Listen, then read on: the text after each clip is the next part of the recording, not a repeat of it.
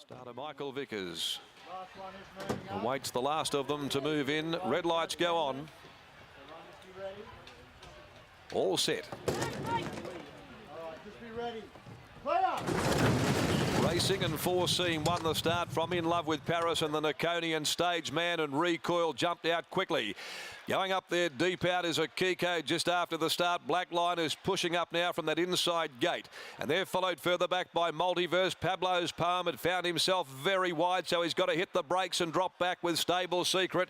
And last of all, settling down is Regal Moon. At the 800 metres they go, and Recoiled led narrowly. He was able to win the battle for the front over the Naconian. Striding up there, covering ground, Kiko makes a line of 3, so it continues to pour the pressure on.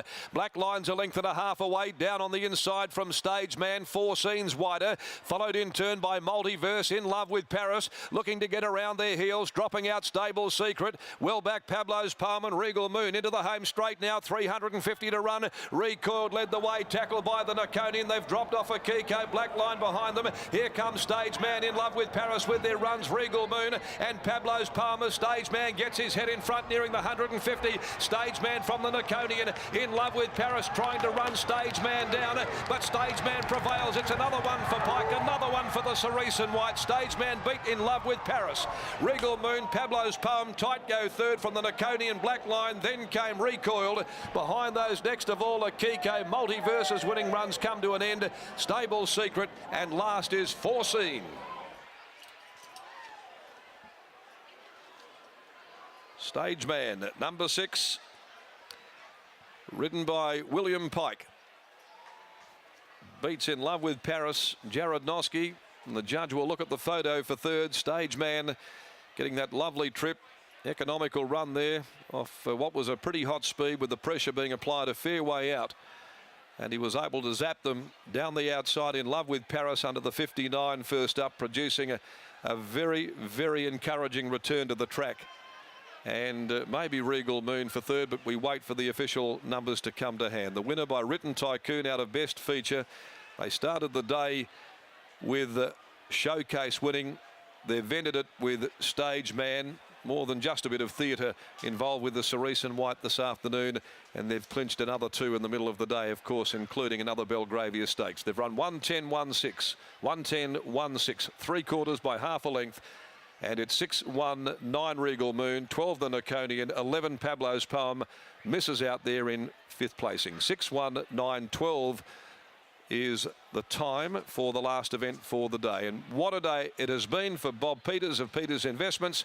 Team Williams, William Pike there with 4. He's now downstairs once again with Gareth Hall. It's been a big day, Bob. Obviously, it was probably a tough day last Saturday to kick off the Ascot season, but it can quickly turn around. Yeah, well, last Saturday we were a lot of seconds and thirds, but, you know, you just got to keep plugging on and see what happens. Stageman's got a pretty good record, and I thought he was pretty good at Bunbury after getting a long way back over the 1,000 metres. How far can he progress this preparation? Oh, well, he's a sprinter, I think. Who knows? He'll tell us at his next start where we're going. I guess a positive sign today that he jumped and he was able to settle nice and close for Willie. Yes, and I think he'll get a bit further, so it'll be interesting with some nice races coming up. He might be able to be competitive in. Do you aim him up at an RJ Peters?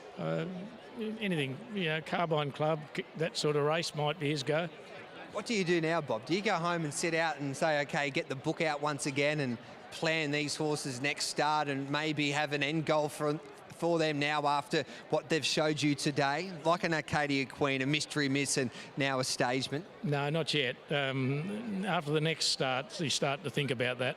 Have a couple of reds with Sandra? No. We've probably had a couple of champagnes today, and that's enough. All right, Bob. Thanks very much, mate. Thank you. There we go. There's Bob Peters. Brittany, you'll be catching up with Willie. What are you going to ask him now?